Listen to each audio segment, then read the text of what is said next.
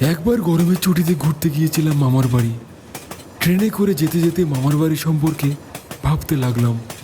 পলাশডাঙ্গা স্টেশনে যখন ট্রেন থামলো তখন রাত প্রায় 2টো। 2-4 জন যারা ট্রেন থেকে নেমেছিল তারা হঠাৎ কোথায় যেন অদৃশ্য হয়ে গেল। বিশাল প্ল্যাটফর্ম, আমি একাই দাঁড়িয়ে আছি, চারিদিকে শুনশান ফাঁকা। কি করব, কোথায় রাত কাটাবো ভাবছি। এরই মধ্যে স্টেশন মাস্টার দেখি তার ঘরের দরজা বন্ধ করে দিচ্ছে। তাড়াতাড়ি গিয়ে ডাকাডাকি করেও কোনো সারা শব্দ পেলাম না। আস্তে আস্তে বেরিয়ে এলাম স্টেশন প্ল্যাটফর্মের বাইরে। বাইরে অনেক দোকান আছে, কিন্তু দোকানের ঝাঁপ বন্ধ। লোকজন কাউকে দেখতে পেলাম না। কয়েক বছর আগে একবার এসেছিলাম, পথঘাট চেনা, কিন্তু মামার বাড়ি এখান থেকে প্রায় 5 কিলোমিটার দূরত্ব।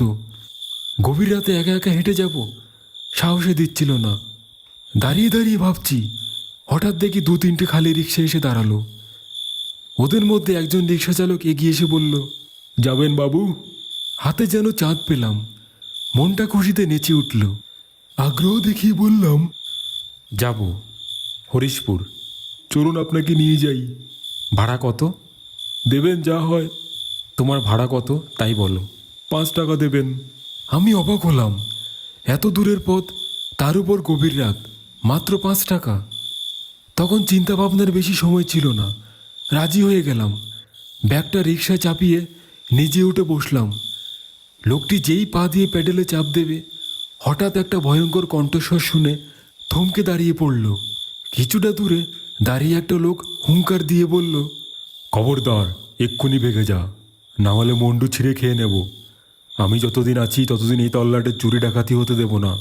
ভাবলাম এই বুঝি শুরু হয়ে গেল গোলমাল, কিন্তু না।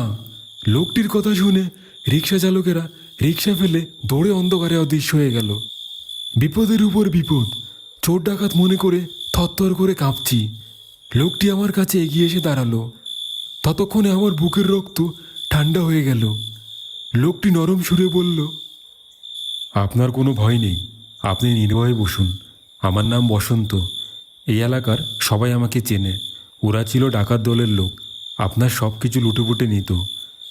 আমার ভয়ে পালিয়েছে। ওদের সায়স্তা করতে সারা রাত পাহারা দিয়ে আমি এখানে। চলুন, আমি আপনাকে পৌঁছে দিচ্ছি। বাধা দেওয়ার শক্তি হারিয়ে ফেলেছি, ভয়ে শক্ত হয়ে বসে আছি। পিচ ঢালা পাকা রাস্তা, রিক্সা সাঁই সাঁই করে ছুটছে। রাস্তার দুপাশে ঝোপ জঙ্গল। একটু ভয়ে ভয়ে লোকটিকে জিজ্ঞাসা করলাম, আপনি এখানে থাকেন? আপনাকে ওরা খুব ভয় পায় বুঝি? বসন্ত আমার কথায় কোনো উত্তর দিল না, উল্টে আমাকে প্রশ্ন করল, আপনাকে তো আগে কখনো দেখিনি। হ্যাঁ, আমি এখানে নতুন, আজই এলাম। কোন বাড়ি যাবেন? হরিনারায়ণের বাড়ি। ও, হরি আমার ছোটবেলার বন্ধু। আপনি আমার মামাকে চেনেন? হ্যাঁ, চিনি। এতক্ষণ প্রচণ্ড ভয় ভয় পাচ্ছিলাম, আপনার কথা শুনে সব ভয় ডর কেটে গেল। বসন্ত আমার কথার কোনো উত্তর দিল না। এক মনে রিক্সা চালিয়ে মামার বাড়ির দোরগোড়ায় এসে থামল। আনন্দে নেচে উঠল মন। তাড়াতাড়ি রিক্সা থেকে নেমে দরজায় কড়া নাড়ালাম। দরজা খুলে আমাকে এত রাতে দেখে মামা মামি অবাক। আমি মামা মামিকে দেখে খুবই খুশি হলাম। আমি মামা মামিকে বললাম, দাঁড়াও, রিক্সার ভাড়াটা দিয়ে আসি। ফিরে এলাম রাস্তায়, কিন্তু কোথায় রিক্সা? আমার ব্যাগটা রাস্তার পাশেই পড়ে আছে। এক হাত দিয়ে ব্যাগটা তুলে ফিরে এলাম। মামা মামিকে সব কিছু খুলে বললাম। বসন্তের কথা শুনে মামা মামি গম্ভীর হয়ে গেলেন।